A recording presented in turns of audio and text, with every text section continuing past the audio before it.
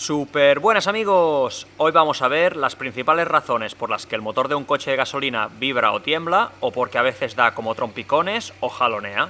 Lo que queremos es una vibración normal como esta que tiene cualquier motor de gasolina, incluso si el coche es viejo como este, y no una vibración excesiva como si lleváramos un tractor o que notamos que va a golpes o trompicones al acelerar o prácticamente se para cuando estamos en parado con una vibración desigual.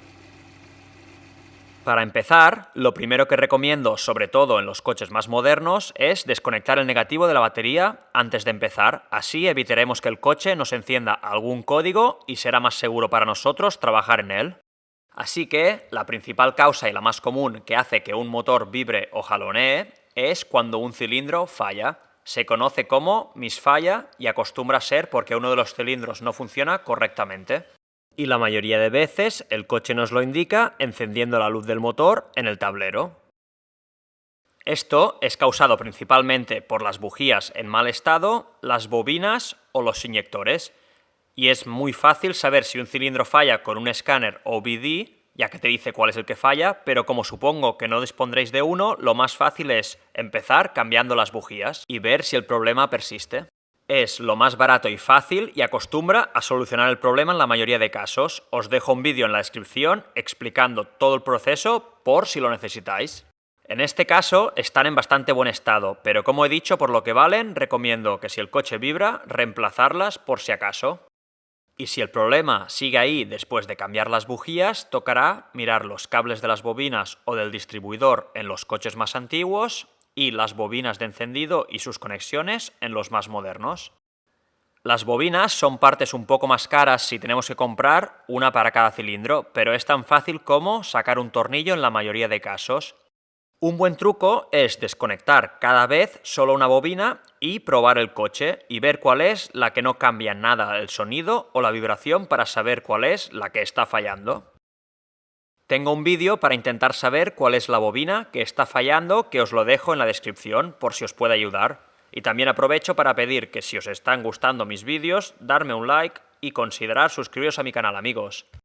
Y dicho esto, otra cosa que puede fallar son los inyectores. Lo que podemos hacer es comprobar que todas las conexiones están en buen estado y bien conectadas y hacer la misma prueba de desconectar uno por uno cada inyector para ver si en alguno no notamos ningún cambio para saber qué es el que está fallando. Y aunque no recomiendo hacerlo en casa, incluso podríamos sacarlos con cuidado ya que tienen mucha presión para ver que funcionan correctamente. Y si aún así siguiera habiendo un misfalla, podría llegar a ser por algún motivo mucho menos común, como la falta de compresión en el cilindro, por lo que recomendaría ir a un taller profesional.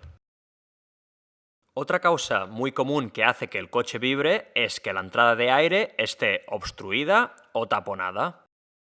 Todos los coches necesitan la mezcla exacta de gasolina y oxígeno para que la combustión sea correcta. Si no entra el oxígeno que debería, es cuando genera problemas y vibraciones excesivas. Así que lo que haremos será comprobar primero el filtro del aire y ver si está limpio y en buen estado. Si se encuentra muy sucio o parece que puede estar obstruido, lo reemplazaremos. Son muy baratos y es muy fácil, así que vale la pena asegurarnos que está bien. Y también nos aseguraremos que el conducto de entrada no está roto y no hay hojas o suciedad obstruyéndolo.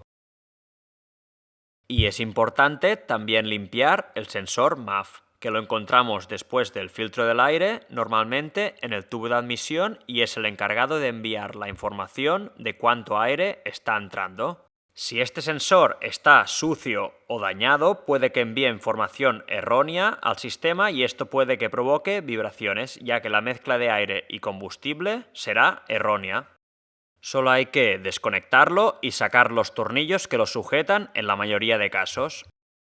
Y como vemos, tiene como un filamento que nos da un voltaje y nos indica la cantidad de aire que pasa hacia el motor. Es común que este filamento se ensucie y no lea bien, ya que es muy sensible, así que sin tocarlo directamente con las manos, lo limpiaremos con un spray especial para este tipo de sensores y lo volveremos a instalar para ver si se soluciona el problema de la vibración.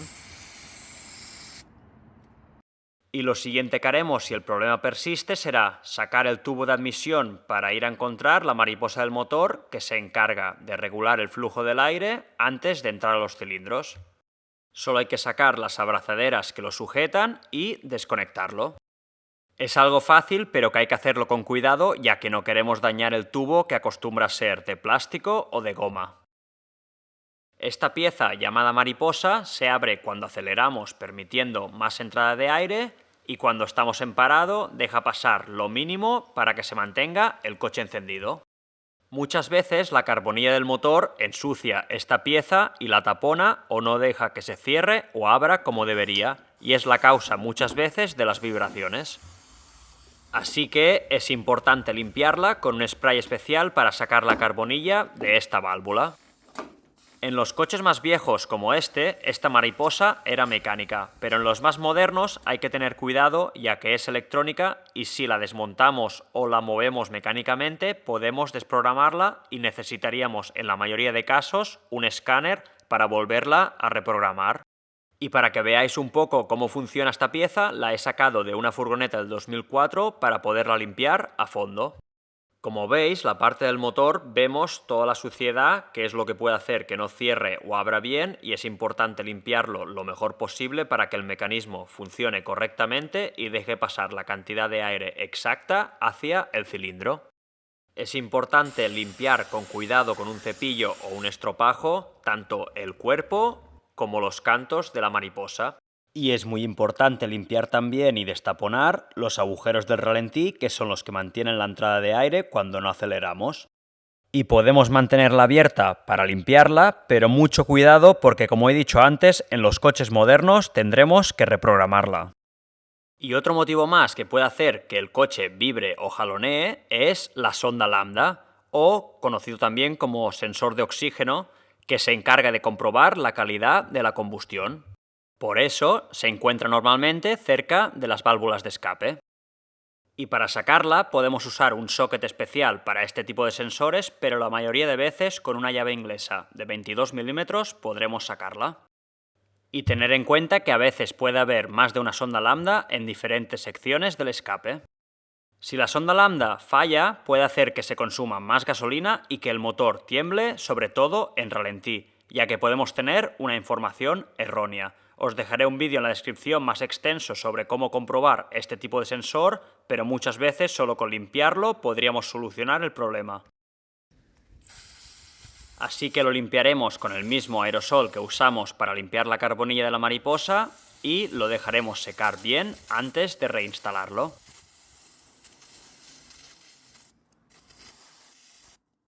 Y aunque pueda haber otros motivos que provoquen vibraciones en el motor, ya que es un tema muy complejo, comprobando los elementos que hemos visto solucionaremos el problema en la mayoría de casos.